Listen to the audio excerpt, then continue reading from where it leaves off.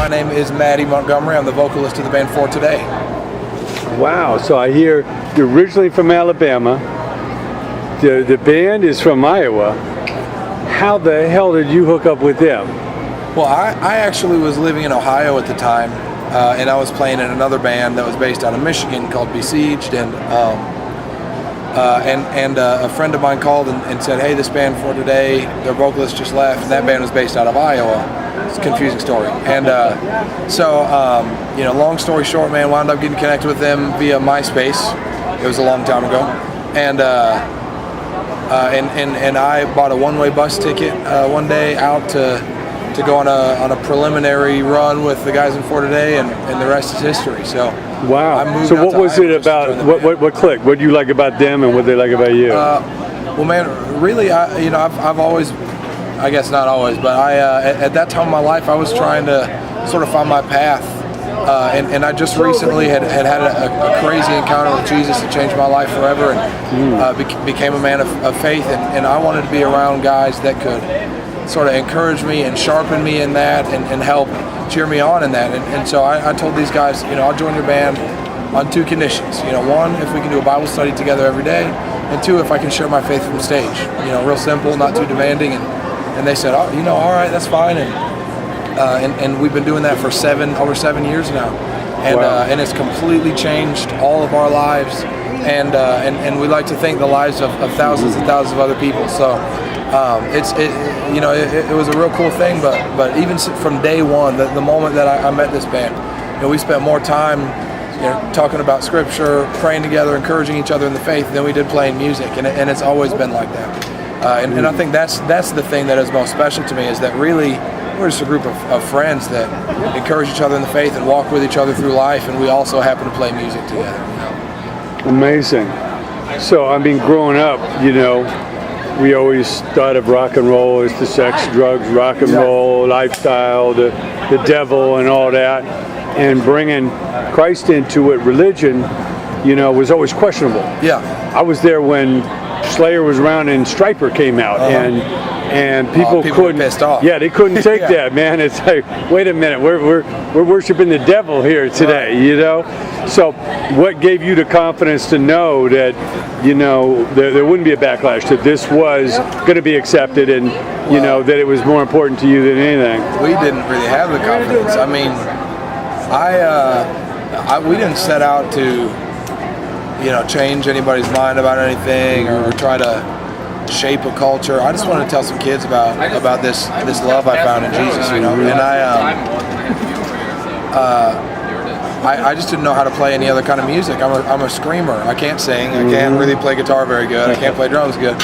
So I thought, well, this is really the only kind of music that I know how to do. So I guess I don't know where else to go, and this is the only door that's open to me, so let's just go, man. Let's see what happens. So, we started doing it for the glory of God, and things kind of started picking up for the band, and we got a couple record labels talking to us. We actually got turned down by a pretty well-known record label because we were a well-known Christian record label, because we were too preachy.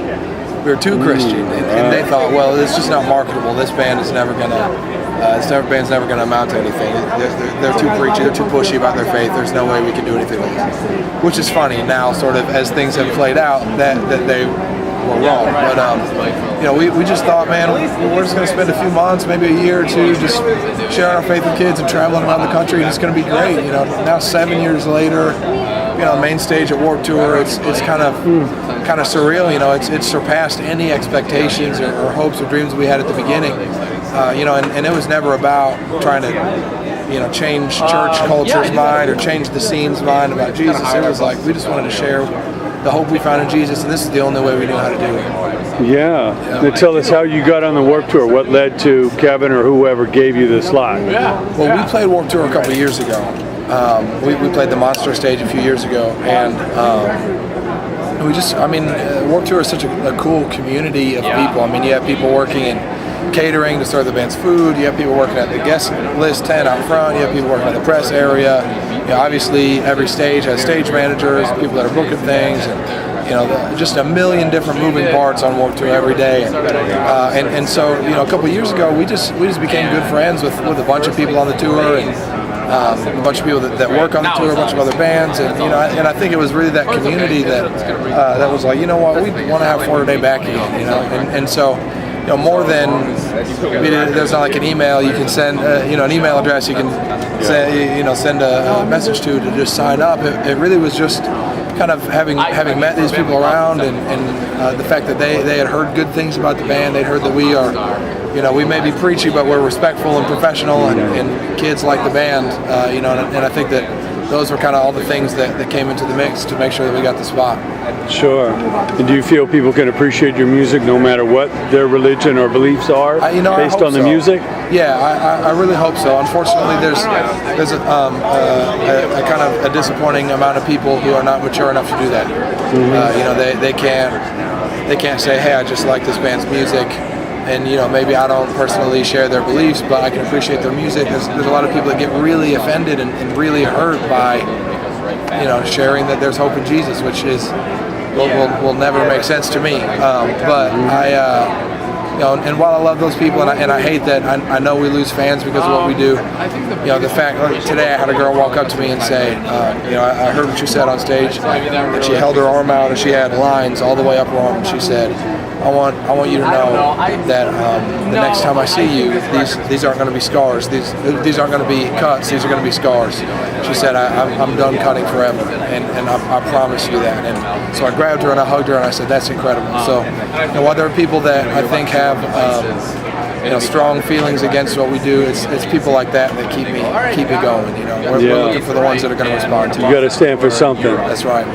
Now, what advice do you give to the young bands? Because it is a difficult industry. There's not that many labels. Hard to get on these tours. Not many record stores. What advice do you give them to try to stand out and have something unique that might give them an ability to have a slot in this world of music? I think my advice is you need to spend much more time trying to make friends than you do trying to make fans. Because if people can connect on a personal level with you, it's going to make them care about what you're doing. And I think there's so many bands that are out there trying to look sexy or have some kind of gimmick or whatever to get people to just pay attention to their band, and so they wind up becoming these just trashy guys with no self-respect who are just making a spectacle of themselves just to get attention. But at the end of the day, man, the people that are watching these human train wrecks, they don't love them, they don't respect them, they don't admire them. They may think it's cool what they're doing for a little while, but they don't really look up to that. But one thing that we've been really blessed with is the people. There's a lot of people that that may look like fans, people that show up in venues and things to watch our band that we consider more like friends. People that we've seen over and over again through the years that we got a chance to sit down and talk with and share life stories with and connect hearts with. And I think that's a really special thing that unfortunately small amount of bands are doing. We don't need way more than we need to make fans. We need to make friends. Yeah. And I think if you can build a foundation where people really feel like you care about them, those people are going to invest themselves in what you're doing, and they're going to share it with their friends. And, you may find yourself getting a good number of fans because of that kind of connection. So rather than be competitive with the other bands, build alliances with people, build bridges. Yeah, with other bands and with the kids that come to your shows. Yeah. Meet them, love them, invest yourself in them, spend time with them.